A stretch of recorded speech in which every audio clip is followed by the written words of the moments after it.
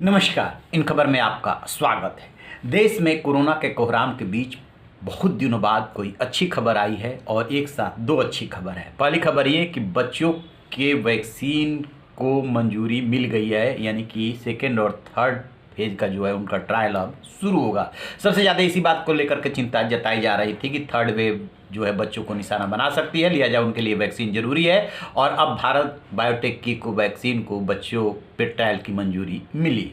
दूसरी और अच्छी खबर वो है कि जो दूसरी लहर चल रही है कोरोना की, जिसने कि हजारों लोगों को मार दिया, उसका अब पीक डाउन होने लगा है। एक हफ्ते के आंकड़ों के एनालिसिस के बाद स्वास्थ्य मंत्रालय और संबंधित एजेंसियों ने दावा किया है कि अब डाउन शुरू हो गया है। कुछ स्टेट्स में डाउन है और कुछ में अभी चल रहा है। पहली बार ऐसा हुआ है 3,56,000 जो है डिस्चार्ज हुए हैं और 3 लाख जो है 29,000 कोरोना संक्रमित हुए हैं पिछले 24 घंटे में, और 3800 के आसपास की डेथ हुई है।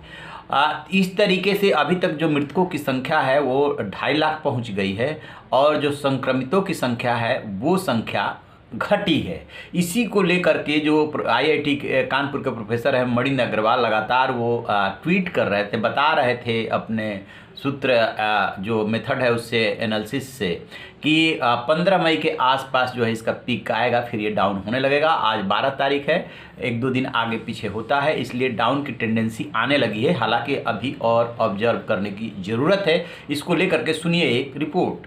देश में 14 दिन बाद संक्रमितों की संख्या और डिस्चार्ज होने वालों की संख्या में गैप आया है और डिस्चार्ज होने वाले ज़्यादा हैं। 61 दिनों में पहली बार नए केस से ज़्यादा जो ठीक हुए हैं वो ज़्यादा हैं।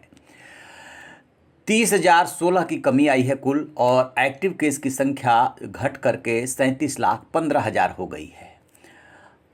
एवरेज देखेंगे तो देश में अब तक संक्रमित पाए गए लोगों में से 16.16% का फिलहाल इलाज चल रहा है। स्वास्थ्य मंत्रालय के अनुसार कुल उपचाराधीन रोगियों में से 81.68% रोगी कर्नाटक, महाराष्ट्र, तमिलनाडु, केरल, उत्तर प्रदेश, पश्चिम बंगाल, राजस्थान, आंध्र प्रदेश, गुजरात, तमिलनाडु, छत्तीसगढ़, हरियाणा, बिहार और मध्य प्रदेश से हैं। केंद्रीय स्वास्थ्य मंत्रालय के मुताबिक महाराष्ट्र, उत्तर प्रदेश, दिल्ली और छत्तीसगढ़ उन 18 राज्यों में शामिल है जहां कोविड-19 के रोजाना आ रहे नए मामलों में कमी आ रही है, जबकि कर्नाटक, केरल, तमिलनाडु, पश्चिम बंगाल और पंजाब उन 16 राज्यों और केंद्र शासित प्रदेशों में शामिल है जहां रोजाना आ रहे कोविड-19 के नए मामलों में वृद्धि हो रही है। 13 राज्य ऐसे हैं जहां कोविड-19 के उपचाराधीन रोगियों की संख्या 1-1 लाख से ज़्यादा है और 26 राज्य ऐसे हैं जहां संक्रमण की दर 15% से ज़्यादा है।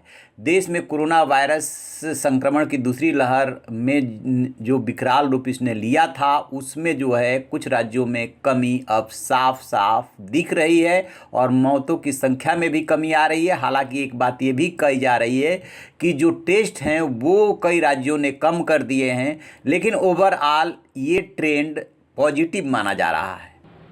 तो जैसा कि आपने सुना कि किस तरीके से किस राज्य में क्या स्थिति है, और हमें आशावादी होना चाहिए और ईश्वर करे कि जल्दी से सेकेंड वेव डाउन हो ताकि लोगों को राहत मिले, और यदि थर्ड वेव आनी ही है तो उसको उसकी तैयारी का मौका मिले। तो आप रहिए ना बेखबर, देखते रहिए इन खबर। Thank you.